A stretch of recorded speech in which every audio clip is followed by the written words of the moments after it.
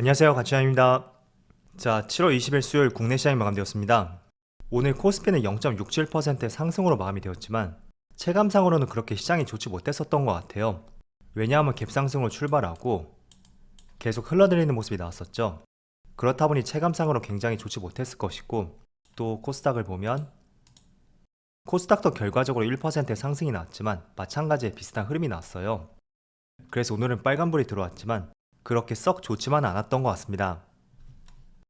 자, 이어서 시가총액 상위 종목들을 보면 오늘 삼성전자는 약보합으로 마무리되었지만 그래도 하이닉스는 오늘도 2%의 강세가 나왔어요.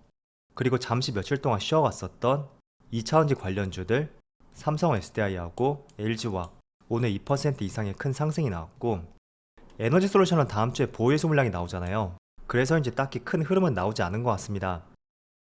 그리고 코스닥, 자, 코스닥도 에코프로비엠하고 알테오젠 이 두 종목을 제외하면 모두 다 상승이 나왔어요. 그래서 오늘은 코스피보다는 코스닥 쪽이 조금 더 맑았던 시장이었다고 생각이 되고요. 또 이어서 코스피의 수급을 볼게요. 자, 오늘은 모처럼 외국인이 순매도로 보여주었는데 규모 자체는 굉장히 적다고 볼 수 있어요. 그래서 별다른 의미를 부여할 수 있는 수준은 아닌 것 같고요. 기관도 마찬가지였죠. 5거래일 연속으로 순매도가 나왔지만 오늘 매도 규모는 상당히 적었다고 볼 수 있고, 코스닥, 자, 반대로 코스닥은 외국인의 매수 규모가 0으로 잡혀 있거든요. 이게 어떤 오류가 난 건지 아니면 정말로 매수와 매도가 합쳐져서 0이 된 것인지 참 신기한 수치가 나왔고, 기관은 3거래일 연속으로 순매수가 들어오고 있습니다. 자, 그리고 삼성전자 오늘 외국인의 순매도가 나왔는데 생각보다 큰 규모의 순매도가 나왔어요. 그리고 2거래일 연속으로 순매도가 나오고 있고, 잠깐 수급이 다시 안 좋아진 것 같은데 내일 시장 흐름을 다시 한번 지켜봐야 될 것 같고, 반대로 하이닉스는 오늘도 상승이 나왔고 외국인이 5거래일 연속으로 강한 순매수를 보여주었습니다. 약간은 대비되는 모습이네요. 그리고 강세를 보여주었던 삼성 SDI 역시 외국인의 많은 순매수가 들어왔고 기관도 매수세를 보여주었네요.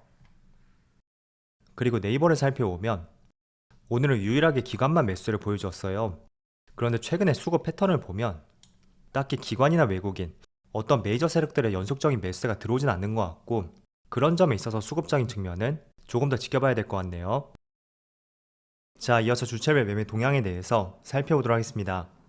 7월 20일 외국인이 가장 많이 매수한 종목은 SK하이닉스, 삼성 SDI, LG화학, LG이노텍, HMM 이런 종목들을 차례대로 매수했고, 하이닉스하고 삼성전자 오늘은 매수 흐름이 나뉘었던 것 같네요. 그리고 기관은 네이버, 이마트, 크래프톤, 하나금융지주, 카카오 이런 종목들을 매수 상위 종목에 올렸습니다. 자, 이어서 해외 증시를 보면 어제 모처럼 미국 증시가 크게 상승하는 모습이 나왔어요. 자, 나스닥이 무려 3% 급등이 나왔고, 또 차트상의 흐름을 보더라도 5월 중순쯤에 저점을 형성하고 더 이상 빠지지 않고 하단 박스권을 만드는 그런 모습을 보여주고 있고, 또 조금씩 저점을 높여가고 있죠. 그래서 지금 정확하게 21선까지 지난 4월달 이후로 거의 3개월 만에 다시 21선을 터치했다고 볼 수 있는데, 이게 다시 한번 저항으로 작용이 될지, 지금으로서는 한 번쯤은 저항으로 작용될 수도 있다 그렇게 생각이 되지만, 어쨌든 지금 시장을 바라보고 있는 분위기, 그 분위기 자체를 봤을 때는 한두 번 정도의 눌림이 발생된다고 하더라도 조금 더 추가 상승할 여지가 있지 않나, 저는 그렇게 생각이 되고요. 가장 중요한 것은 다음 주에 있을 7월 FMCA, 그게 하나의 분수령이 될 것 같아요. 그래서 금리 인상 폭이 얼마나 되는지, 또 추가적으로 연준이 어떤 코멘트를 남기는지 그런 것도 한번 같이 관찰해 보시고요. 자, 그리고 S&P 500 S&P 500도 마찬가지로 2.7% 급등이 나왔고, 이틀 전에 하락분을 모두 만회하고 고가를 훨씬 뛰어넘었었고, 조금 전에 나스닥도 마찬가지였죠. 그리고 다우지수, 자, 다우지수도 오늘 2.4% 급등이 나왔고 나스닥과 비슷하게 21선 근처까지 지수가 한 차례 강한 반등이 나왔습니다. 다우지수는 5월 초 이후로 거의 2달 반 만에 다시 한번 반등이네요. 자, 그리고 아시아 증시를 보면 일본 니케이가 2.4%, 대만도 1%, 그리고 상해 지수도 0.7% 가까운 상승이 나오고 있습니다. 전반적으로 국내 시장뿐만 아니라 아시아 시장과 미국 시장까지 오늘은 모든 시장이 훈풍이 불고 있다고 생각이 되고요. 또 어제 잠깐 말씀을 드렸었던 가상화폐, 오늘은 비트코인을 중심으로 해서 어제하고 오늘 또 한 차례 강한 상승이 나오고 있습니다. 그런 부분이 아무래도 시장의 선행 지표로서 우리가 조금은 참조를 해볼 수 있는 것 같아요. 자, 왜냐하면 제가 어제도 잠깐 말씀을 드렸지만 주식시장이라든지 가상화폐 시장 두 개 다 위험 자산으로 볼 수 있고 변동성이 정말 심하다고 볼 수 있잖아요. 그런데 굳이 한 개를 더 뽑아보자면 당연히 가상화폐 시장이 될 수 있고, 그렇기 때문에 조금은 시장이 돌아서게 된다면 코인 시장 이쪽이 먼저 반응을 할 가능성이 있다, 그렇게 말씀드렸습니다. 자, 그래서 잠깐 비트코인의 흐름을 보면 오늘도 3.4%의 상승이 나오고 있고, 확실히 한 달 동안 바닥을 다지고 그 박스권 상단을 깨고 올라가는 상당히 긍정적인 흐름이 나오고 있어요. 그래서 이런 부분도 주식시장이 먼저 움직이기 전에 선행적으로 움직임이 나올 가능성도 있으니까 참조로 보시면 좋을 것 같아요. 자, 일단 어제는 나스닥이 3% 이상의 급등이 나왔던 이유가 바로 기업들의 실적, 생각보다 긍정적으로 나오고 있는 기업들의 실적이 한몫을 하고 있다, 그렇게 볼 수 있습니다. 자, 이제는 지금의 시장은 금리 인상과 인플레이션, 그 지표에 따라서 시장의 움직임이 변화하는 그런 시점은 조금 지나지 않았을까. 제가 한 차례 이런 말씀을 드린 적이 있어요. 그 근거 중에 하나로서 지난주에 발표되었던 예상치를 뛰어넘는 소비자 물가지수, 그리고 0.75%를 넘어서 1%의 금리 인상을 단행할 수 있다는 이런 공포심이 자극되었던 한 주였음에도 불구하고 오히려 시장은 상승이 나왔거든요. 자, 그래서 결국에는 이제는 인플레이션과 금리 인상, 그 내용을 넘어서 그 뒤에 올 수 있는 경기 침체, 이게 조금 더 시장에 민감하게 작용될 가능성이 있다, 그렇게 말씀드렸습니다. 그래서 우리가 이제는 정말로 인플레이션 우려감이 있고 또 금리 인상을 했음에도 불구하고 생각보다 기업들의 실적이 잘 나온다면 경기 침체에 대한 우려감을 지울 수가 있잖아요.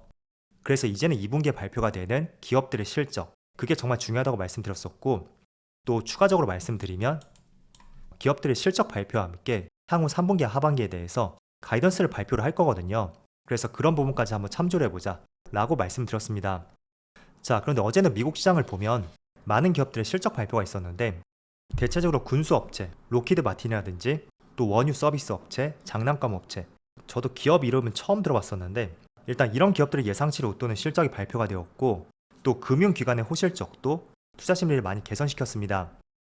그리고 시간 외에 실적을 발표했던 넷플릭스, 물론 가입자 수는 조금은 감소를 했어요. 그렇지만 월가의 전망치를 웃도는 영업이익과 순이익을 발표함에 따라서 또 시간 내에서 한 차례 급등이 나왔거든요.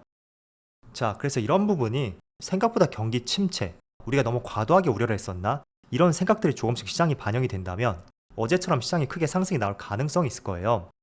또 국내 시장도 마찬가지죠. 삼성전자를 필두로 많은 기업들의 실적 발표를 하고 있는데, 자, 공교롭게도 7월 초에 삼성전자가 실적 발표를 하고 나서 그때부터 시장이 크게 돌아서는 모습이 나오고 있습니다.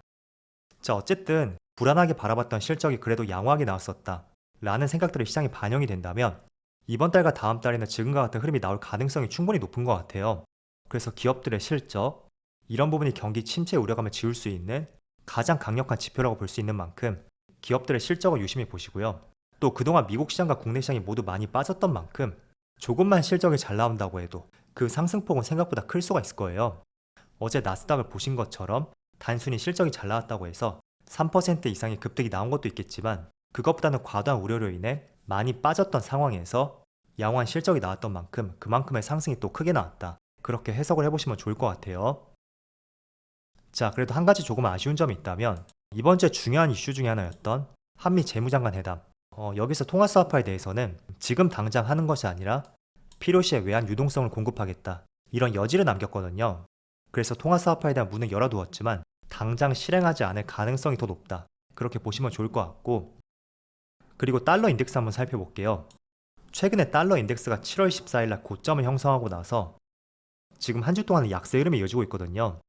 그래서 현재 106포인트까지 소폭이 안정화된 모습이 나오고 있고, 일단은 이게 조금 더 꺾이는 모습이 나올 필요가 있겠죠.